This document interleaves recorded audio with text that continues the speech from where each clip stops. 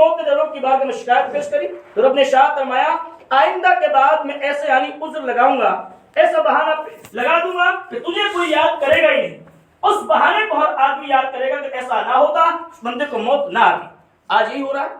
فلاں کوئی بھی آدمی دنیا سے گزرتا ہے، پیٹ میں درد ہوا، بخار تیز ہوا، سر میں درد ہوا، کوئی بھی بہانہ بنا، آدمی کو دنیا خالی کرنی پڑتی ہے. آخر ان اللہ مع الصابرین، صبر کرنے والوں کے ساتھ خدا ہے. آپ پلٹ کر دیکھیں تمام نبیوں کے سردار، بتاؤ جو جس کے صدقے سے اللہ تعالیٰ نے زمین کو بنایا ہے، آسمان کو بنایا ہے، جنت بنائی، دوزخ بنائی. خود رب ارشاد فرماتا ہے کہ میرے نبی اگر میں تجھے مبعوث نہ کرتا تو میں اپنے رب ہونے کو ظاہر نہ کرتا. بتاؤ ان کو رب نے اتنا رتبہ دیا، تمام نبیوں کا سردار بنا کر بھیجا. آپ ایک دن اپنے یعنی گود کے اندر اپنے نواسا اور اپنے یعنی بیٹے ابراہیم کو آپ یعنی محمد ابراہیم کو کھلا رہے تھے. اور حکم ربی ہوا جبرائیل امین آپ کی بارگاہ میں تشریف لے کر آئے اور سلام عرض کیا اور رب کی بات پیش فرمائی کہ اللہ کے نبی رب نے آپ کے اس ادا کو اپنی بارگاہ میں بہت مقبول فرمایا ہے اور رب چاہتا ہے کہ آپ کی اس گود کے اندر جو جنت کے جو پھول ہے ان کو واپس لینا چاہتا ہے، ان میں سے ایک پھول کو آپ واپس لوٹا دیں. رب نے کیا فرمایا؟ جبرائیل امین رب کا فرمان اللہ کے نبی کی بارگاہ میں بیان کر رہے ہیں کہ رب نے ارشاد فرمایا ہے کہ اللہ کے نبی تمام نبیوں کے سردار آپ کی گود کے اندر جو یعنی مہکتے ہوئے جو پھول ہے، جنت کے جو پھول جو کھل رہے ہیں، ان میں سے ایک کو رب نے واپس فرمایا ہے یعنی بلایا ہے. اللہ کے نبی نے ارشاد فرمایا، دونوں پھولوں کی طرف دیکھا تو آپ نے دیکھا کہ میں اپنی گود خالی یعنی دیکھنا گوارا کر سکتا ہوں، لیکن میں اپنی بیٹی کی گود کو یعنی خالی دیکھنا گوارا نہیں کرتا. اپنے بیٹے کو آپ نے رب کی بارگاہ میں واپس پیش کرنا. تو پتا چلا کہ جو چیز جو دولت رب نے دی ہے اولاد کی ایک بہترین نعمت ہے. رب جس کو رب نعمت دیا ہے تو اس کو رب کبھی بھی لے سکتا ہے، وہ رب کی نعمت ہے. تو پتا چلا کہ آدمی کو ان باتوں پر ملال نہیں کرنا چاہیے. دل کے اندر غم ضرور ہوتا ہے لیکن صبر کرنے والا رب کی بارگاہ میں بہت زیادہ مقبول ہوتا ہے. جو آدمی صبر کرتا ہے اللہ کا اس کو بہترین اجر عطا فرماتا ہے. کیوں؟ یہ دنیا کی کوئی معاملہ تو ہے نہیں بھائی، کسی کے آدمی کے ہاتھ میں نہیں کہ کسی کو مار دینا، کسی کو جلا دینا، یہ کسی انسان کے ہاتھ میں نہیں ہے. رب نے یہ سودا اپنے ہاتھ میں رکھا ہے. جب یہ چیز آ جائے تو آدمی کو صبر کرنا پڑتا ہے. آدمی جب دنیا سے گزرتا ہے، دیکھیے اللہ کے نبی شاہ فرماتے ہیں جب آدمی دنیا سے گزر جائے اب اس کے ساتھ اچھائی اور برائی کے ساتھ برتاؤ کیا جاتا ہے. اور اللہ کے نبی شاہ فرماتے ہیں حق دو طرح کے ہوتے ہیں، ایک حقوق اللہ، ایک حقوق العبد. حقوق اللہ آپ سمجھتے ہیں کہ رب کے جو فرائض ہیں وہ حقوق اللہ ہے. نماز ہم پر فرض ہے، یہ رب کا حق ہے. روزہ ہم پر فرض ہے، یہ رب کا حق ہے. زکوٰۃ ہم پر فرض ہے، یہ رب کا حق ہے. دیگر جو فرائض ہیں یہ حقوق اللہ میں ہیں. اگر ان میں ہم کوتاہی کریں گے، نماز نہ پڑھیں گے، روزہ نہیں رکھیں گے، زکوٰۃ نہیں دیں گے، حج ادا نہیں کریں گے اور دیگر جو فرائض ادا نہیں کریں گے تو رب کی مشیت ہے چاہے رب بخشش فرما دے، چاہے بڑے سے بڑے گناہ گار کو یعنی پل بھر کر معاف فرما دے. اس کی یہ صفت ہے، وہ غفور الرحیم ہے. جب نماز کون سی ادا کو اپنی بارگاہ میں مقبول فرما لے اور بڑے سے بڑے گنہگار کو پل بھر کے اندر معاف فرما دے. لیکن حقوق العبد ایک ایسی چیز ہے، میرے نبی شاہ فرماتے بندے کا بندے پر حق. اگر کسی بندے نے کسی بندے کے حق کو کھایا، میرے نبی شاہ فرماتے بروز قیامت اگر وہ پہاڑ جیسی بھی نیکی اگر لے کے جائے گا تو جس کا حق کھایا ہے اس کو یعنی دیا جائے گا. میرے نبی شاہ فرماتے ایک شخص رب کی بارگاہ میں پیش کیا جائے گا جو پہاڑوں سارے یعنی نیکیاں رب کی بارگاہ میں پیش ہوگا. حقوق والے آئیں گے اور حق اس کو یعنی حق کے بدلے میں وہاں بھائی تو اور دوسرا کوئی سودا تو ہوگا نہیں، نیک اور بدی کا سودا ہے. حق نے جب اس کو ادا کرنا ہے اس کی نیکی اس کو یعنی سونپ دی جائے گی. میرے نبی شاہ فرماتے ہیں جس طریقے سے وہ پہاڑ جتنی جیسی نیکی لے کر جائے گا اتنا ہی دوسرے کے حق کو یعنی اس کی نیکی تقسیم کر دی جائے گی اور کرتے کرتے اس کے یعنی جب اور بھی یعنی حق والے آئیں گے نیکی ختم ہو جائے گی. میرے نبی شاہ فرماتے ہیں جتنا نیکی لے کر گیا تھا اتنا ہی گناہوں کے اندر دب جائے گا. حقوق العبد بہت یعنی سخت سودا ہے. اگر کسی بندے نے کسی بندے کو حق کو کھایا ہے جب تک وہ خود معاف نہیں کرے گا اللہ تعالیٰ ہرگز معاف نہیں فرمائے.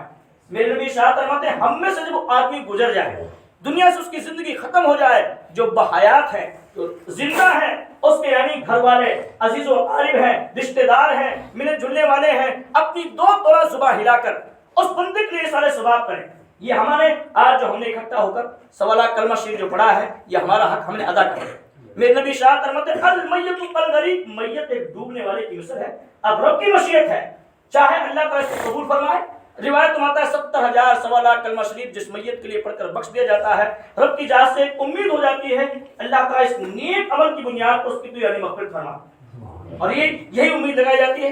हम दिन में 5 मरतबा नमाज पढ़ते हैं, लेकिन हमारे पास कोई सर्टिफिकेट नहीं भाई तेरी फजर की नमाज मकबूल है, जोहर की मकबूल है, असर मकबूल है, मगरिब मकबूल है, इशा मकबूल है, कोई पता नहीं। खाली पढ़ ली। अब रब की इजाजत से तवक्को है कि अल्लाह ताला इस नेक अमल की बुनियाद पर हमारी बख्शिश फरमाए, हमें जन्नत अता फरमाए।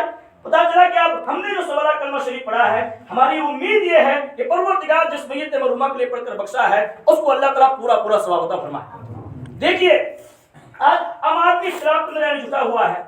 जब तक यानी आदमी बहयात है, जिंदा है, एक दूसरे को जो आदमी मना कर रहा है उसको आप पलट कर देखें। जब आदमी जिंदा है, आदमी कहता है कि भाई दुआ की दरखास्त है। जिंदा है, अभी वो नमाज भी पढ़ सकता है, तौबा भी कर सकता है, जिक्र अज़कार भी कर सकता है, अपना आखिरत का और भी सारा सामान इकट्ठा कर सकता है। लेकिन मिला, मुसाफा किया, भाई दुआ की दरखास्त है। आपको बताया कि दुआ मोमिन का मेन हथियार है। मेरे नबी शाह फरमाते हैं जहां इंसान की जिस्म की ताकत सल्ब कर ली जाए, आदमी की कुव्वत जब खत्म हो जाए, तमाम हथियार खत्म हो जाए, वहां पर मोमिन की ऐसे आधे टाइम पर दुआ काम आती है। दुआ एक ऐसा हथियार है जो बेहिजाब रब की बारगाह में काबिल कबूल होती है। तो दुआ मोमिन का मेन हथियार है। तो जब जीते जी आदमी जी रहा है, जिंदा है, एक आदमी दूसरे आदमी को दुआ का गो है, दुआ के लिए कह रहा है, मरने के बाद तो और ज्यादा दुआ का हकदार हो जाता है। आदमी जो मर गया, आपको पता है कि उसका नेकी और बदी का रजिस्टर रुक गया। अब वो ना अच्छा कर सकता है, ना बुरा कर सकता है, हमारा और ज्यादा हक बन गया, हम उसके लिए सारे सवाब करें। तो पता चला कि आज जो हमने सवाला कलमा शरीफ पढ़ा है, आप ये भी मत सोचे कि यार जिस मैयत मरहुमा या मरहूम के लिए हमने पढ़कर बख्शा है, अरे उसे सवाब मिल गया, तो जब तेरे पास तो कुछ है ही नहीं, तेरे पास तो नेकी है ही नहीं। जिसके लिए पढ़कर बख्शा गया उसको पूरा पूरा मिल गया। आपके बेहतरीन मिसाल देकर बताओ, माह रमजान का महीना है, आपने भूख को बर्दाश्त किया है, प्यास को बर्दाश्त किया है और अपनी तमाम लज़्ज़तों को आपने बर्दाश्त किया। दिन भर यानी गर्मियों के टाइम में बताओ, मई जून के अंदर आपने रोजा रखा, भूख और प्यास की शिद्दत को बर्दाश्त किया।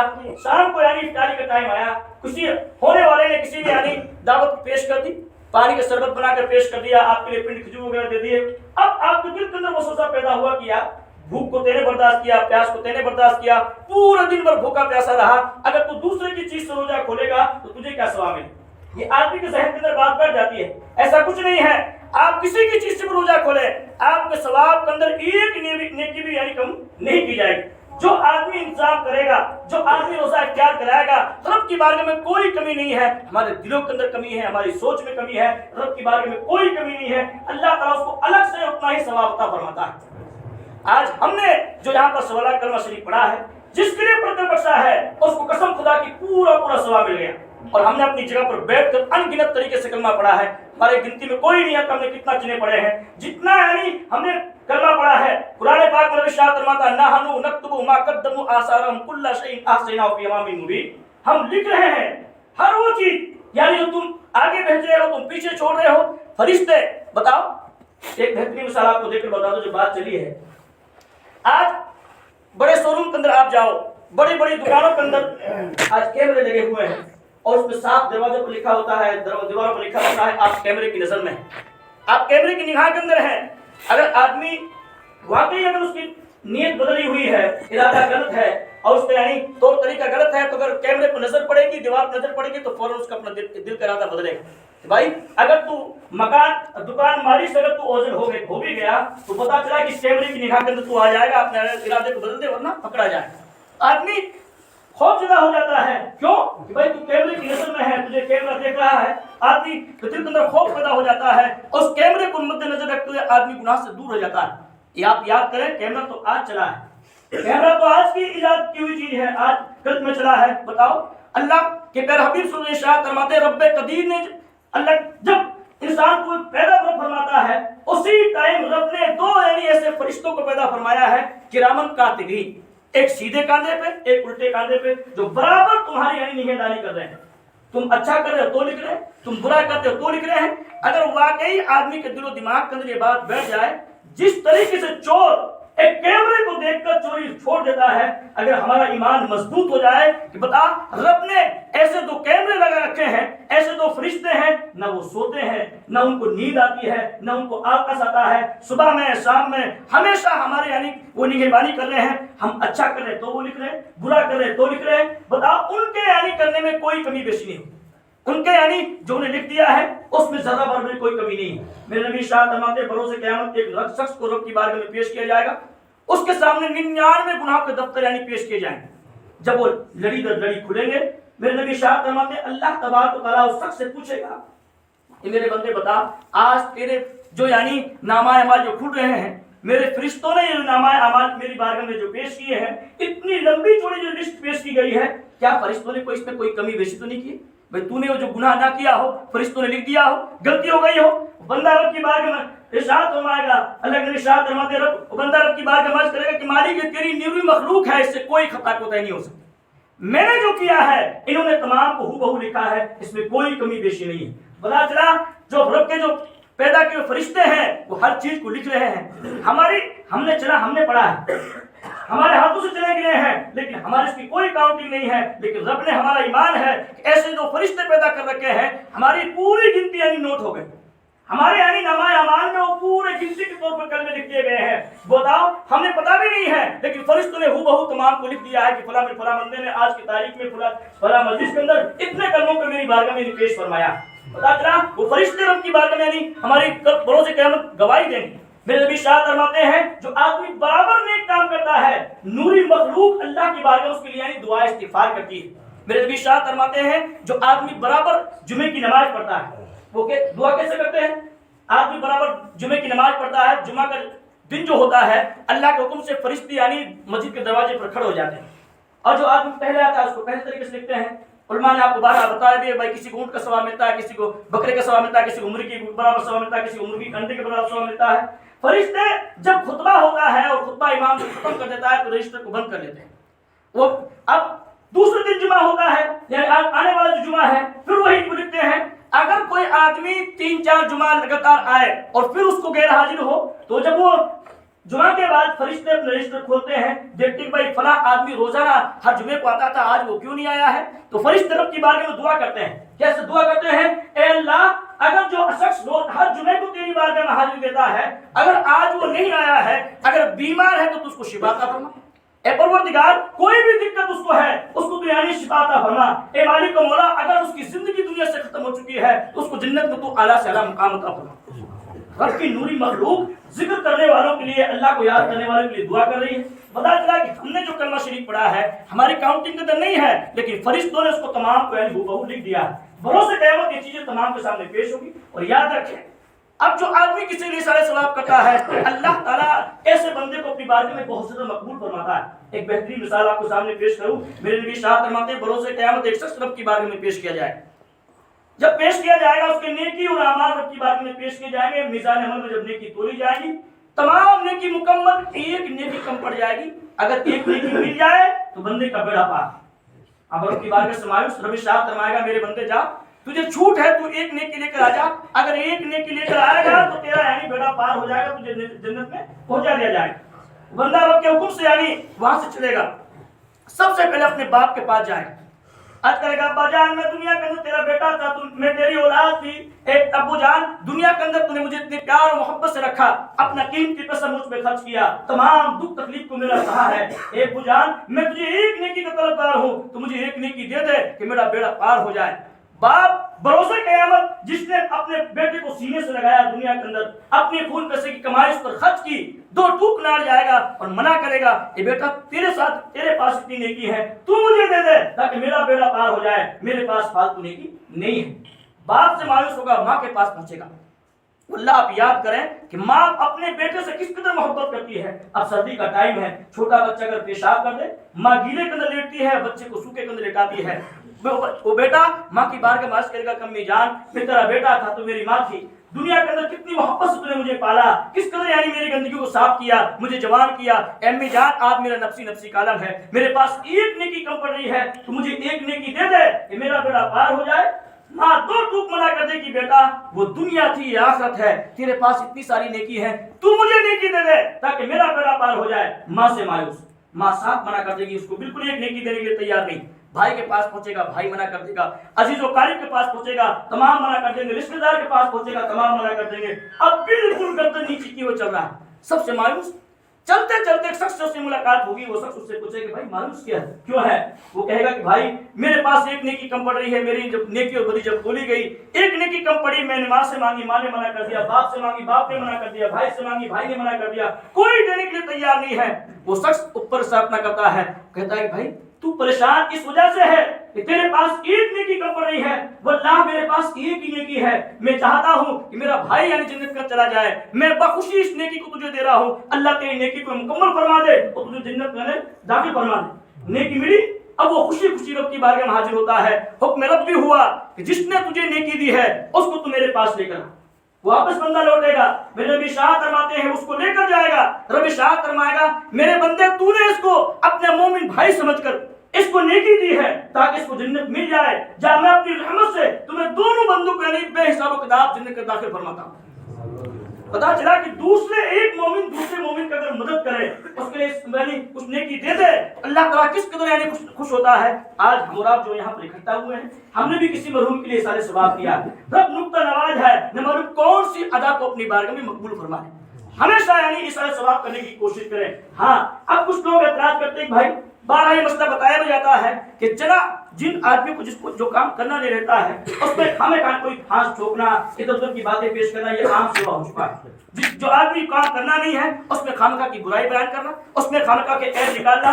अब जो आदमी बेचारे इस चीज से टच नहीं है और इस चीज को उसको यानी मसले का इल्म नहीं है, वो सोचते हैं कि यार चला तो भाई पढ़ लिया जा सही है, लेकिन चला जमीन पर गिरता है, अस्तगफिरुल्लाह, इसमें कलमे की बड़ी बेहुरमती होती है। वल्लाह उलमाए बैठे हुए हैं, कुरान पाक के बाद सबसे मोहतर किताब है बुखारी शरीफ, जिसकी सबसे फर्स्ट हदीस है इन्नमल आमालु बिन्नियात। अब लोग कदार नियतों पर है, आदमी की जैसी नियत होगी अल्लाह ताला वैसा सवाब का फरमाए। मसला समाप्त करें। एक होता है दम करना, एक होता है पढ़ना। चने को हमने पढ़ा है, हमने दम नहीं किया है। दम करना कहते हैं किसी कोई भी खाने पीने चीज आप किसी आलिम के सामने पेश कर दी, कहा कि हजरत मेरे यानी कोई जानवर बीमार है, किसी मरीज के पेट में दर्द है, कोई भी परेशानी है, उस आलिम ने अल्लाह के मुकद्दस कलाम को जुबान से पढ़ा, पढ़ने के बाद उस पर फूंक मारी, उसको कहते दम करना। उसको जमीन पर आप गिराओगे, पानी हो, कोई भी खाने पीने की चीज हो, कोई भी अशिया हो, उसको जमीन पर गिराओगे तो अल्लाह के मुकद्दस कलाम की बेहुरमती होगी। यहाँ पर हमारी नीयत बदल गई, इरादा बदल गया, हमने चने को गिनती के रूप में इस्तेमाल किया है, हमारी गिनती मुकम्मल हो गई। चना जमीन पर आप गिराओगे तो चना है, कोई भी रिस्क आप जमीन पर गिराओगे, रिस्क की बेहुरमती का आपको गुनाह जरूर मिलेगा। हमारी जो नियत थी वो मुकम्मल हो गई, यहाँ पर करने की यानी बेहुरमती का कोई सवाल नहीं। हमारी जो गिनती थी हमने गिनती मुकम्मल कर ली और जिस मरहूम के लिए पढ़कर बख्शना था उसको बख्श दिया। अब अगर कोई चना जमीन पर गिरेगा, उलमा से कभी किसी उलमा से आप दरियाफ्त कर लें, वहां पर यानी कलमे की किसी कतई तौर पर बेहुरमती नहीं होगी। हमारी जो गिनती थी मुकम्मल हो गई। तो पता चला गिनती के तरीके से चने को इस्तेमाल किया जाता है। ये तो मेवात, इसमें चने इस्तेमाल होते हैं, बहुत सी जगह हम देखें भाई यानी खजूर की गुठलियां इस्तेमाल करते हैं, अंडोल इस्तेमाल करते हैं। ये रिवाज यहाँ चल चुका भाई फातिहा लग जाए और चीज तस्लीम भी हो जाए, इस वजह से इसको खाली हो जाए, इसलिए इसको यानी यहाँ पर यानी रिवाज शुरू से चला रहा है, इसलिए इसको तकसीम किया जाता है। तो पता चला कि चीज तक समझने की बंदा कोशिश करे और हर चीज का अदब करने की कोशिश करें। तीसरे की महफिल के अंदर आप पहुंचे, कदम बर कदम उठाकर पहुंचे, एक एक कदम के बाद में आपको सवाब मिलेगा, किसी भी सारे सवाब पर आपको सवाब मिलेगा। कब्रों के पास आप जाएं, आज कुछ लोग यानी कब्रों पर फूल डालने से एतराज करते हैं। बारहा साफ सुथरा उलमा आपको समझाते हैं भाई कब्रों पर यानी एक पूजना और है और कब्रों की ज़ियारत करना, कब्रों पर फूल डालना इसमें बहुत बड़ी चीज है। खुद मेरे नबी पाक सल्लल्लाहु अलैहि वसल्लम ने हमारा जो तरीका है, हम उस काम को करते हैं जो हमारे नबी ने जिस काम को हुबहू किया है। हमारे नबी ने खुद यानी कब्रों पर यानी फूल डाले, आपने शायद फरमाया उसकी बात क्या है, फूल इस वजह से डालते हैं, कोई भी तब चीज आप डाल सकते हो। मेरे नबी को खुशबू बहुत ज्यादा पसंद थी, आप सरापा खुशबू थे। आज हमारे जिस्म से पसीना निकलता है, पड़ोसियों को बदबू पैदा हो जाती है, हमारे नबी के जिस्म से पसीना निकलता है, दूर दराज तक खुशबू फैलती थी। आपको खुशबू पसंद, फूल के अंदर खुशबू है। आपने शायद फरमाया कोई भी तब चीज गीली चीज अगर आप कब्र पर डालोगे वो अल्लाह का जिक्र बयान करेगी, जहां जिक्र खुदा होता है वहां आया हुआ भी अजाब दूर हो जाता है। इस वजह हम कब्र पर यानी फूल डालते हैं, तर घास डालते हैं। हमेशा उस मसले पर अमल यानी समझने की कोशिश करें और आलिमों की आप कदर करें। आज जब ये हो रहा है, हम जिस इमाम के पीछे हम नमाज पढ़ रहे हैं, जो पेश इमाम, आप अंदाजा लगाएं, बादब बानसीब बेदब बेनसीब, अदब एक बहुत बड़ी चीज है। अगर आप रात की नमाज पढ़ रहे हैं, इमाम के पीछे नमाज पढ़ रहे हैं, इमाम की आप तौहीन कर रहे हैं, बताओ आप आलिमों की कदर करने की कोशिश करें, उलमा की कदर करने की कोशिश करें। ये आलिम जो आपके यानी मुसल्ले पर जो खड़ा हो रहा है उस पर रुतबे को पहचानें। देखो एक मर्तबा एक बहुत बड़ी चीज है, इल्म एक बहुत बड़ी चीज है। बेहतरीन आपको मिसाल देकर बता दूं, ये तालीम जो इल्म है, छोटे छोटे जो बच्चे हैं ان بچوں میں اور آپ کے گاؤں کے بچوں میں زمین و آسمان کا فرق ہے. آپ کہتے ہیں بھائی ہے تو ہمارے گاؤں بھائی تو آپ گاؤں کے بچے ہیں لیکن یہ کیسے زمین و آسمان کا فرق کیسے ہے؟ بھائی بچے وہ بھی بچے ہی ہیں لیکن گاؤں کے بچے بھی یہی ہیں. لیکن نہیں، اب یہ بچے جب مدرسے کے داخل ہو گئے ان کا رتبہ کتنا بڑا ہے. علماء بیٹھے ہوئے ہیں، یہ بچے جو زمین پر چلتے ہیں اللہ کی نوری مخلوق ان کے پیر کے نیچے یعنی پر بچھاتی ہے. حدیث پاک میں آتا ہے یہ بچے جب کسی قبرستان سے نکلتے ہیں اللہ تبارک و تعالیٰ 40 دن کے لیے اس قبرستان کے عذاب کو یعنی اٹھا لیتا ہے. بتاؤ کتنا رتبہ بڑا ہے. کیوں بڑا ہے؟ ان کے دل کے اندر یعنی جو اس کا سینہ جو ہے علم حدیث سے سیکھ رہے ہیں، قرآن کی تعلیم سے سیکھ رہے ہیں، قرآن کو پڑھ رہے ہیں، قرآن کی پڑھنے پر عمل کر رہے ہیں. قرآن پڑھنے سے علم دین حاصل کرنے سے اللہ تعالیٰ نے ان کے رتبے کو بڑھا دیا، ان کے مرتبے کو دوبارہ کر دیا. تو پتا چلا جو امام آپ کے یعنی مصلی پر کھڑے ہو کر نائب رسول بن کر آپ کو 5 وقت کا جو نماز پڑھا رہا ہے وہ نائب رسول ہے. اس کی توہین کرنا گویا کہ اللہ کے نبی کی توہین کر رہا ہے، اور نبی کی توہین کرنا یہ خدا کی توہین کرنا ہے. جو آدمی خدا کی توہین کرے، خدا کی بارگاہ میں گستاخی پیش کرے، بتاؤ اس کا ایمان کہاں ہے؟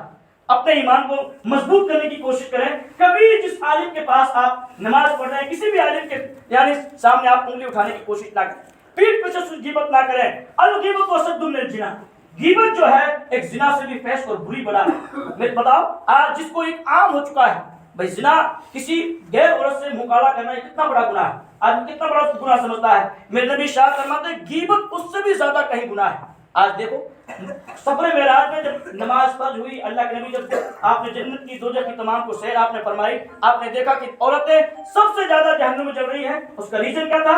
عورتیں سب سے زیادہ یعنی آپس میں غیبت کرتی ہے. واللہ آج عورتوں نے اس کام کو کم کر دیا ہے لیکن مردوں نے جھولی اوڑھ کر اپنے دامن کے اندر اس کو لے لیا ہے. جہاں پر بھی 2-4 آدمی بیٹھ جائے ایک دوسرے کی غیبت شروع ہو جاتی ہے. بتاؤ غیبت کرنا ہم نے بالکل اس کو گناہ ہی نہیں سمجھتے بھائی یہ گناہ بھی ہے. میرے بھائی ہر وہ چیز آپ غیبت کی تعریف سمجھیں، ہر وہ چیز جس کو ہم پیٹھ پیچھے اگر کسی کی بیان کریں، اگر وہی بات اس کے یعنی چہرے کے سامنے بیان کر دی جائے اور وہ ناراض ہو جائے وہ اسی غیبت ہے. بتاؤ اور یہ عام ہو چکا ہے ایک دوسرے کی غیبت کرنا. آج ہمارا ایمان بالکل کمزور ہو چکا ہے اور ایمان ایک مین دولت ہے. ایمان اگر نہیں ہے آدمی رات دن نماز پڑھے، رات دن ذکر و اذکار کرے. بتاؤ شیطان نے زمین پر ایک بتاؤ 8 لاکھ کا ایک سجدہ کیا، اس کا ایمان کمزور ہو گیا. اللہ کے نبی کو اس نے تعظیم توقیر نہ کری، رب کا حکم نہ مانا، جنت میں تھا باہر پھینک دیا گیا. قیامت تک لوگ اس کو گری نگاہ سے دیکھیں گے. اور تو میرے بھائی یہ عمل، یہ نمازیں، تمام ذکر و اذکار تمام رائے گا ہے جب تک آپ ادب نہیں کریں گے. ادب ایک بہترین چیز ہے. آپ نے دیکھا کہ بشر حافظ بتاؤ کتنے شرابی کبابی تھے، اللہ کے نام کی تعظیم کری، اللہ چوم کے نیچے سوچا رکھا، رب کے نام کی تعظیم توقیر کری، شرابی تھا، بہترین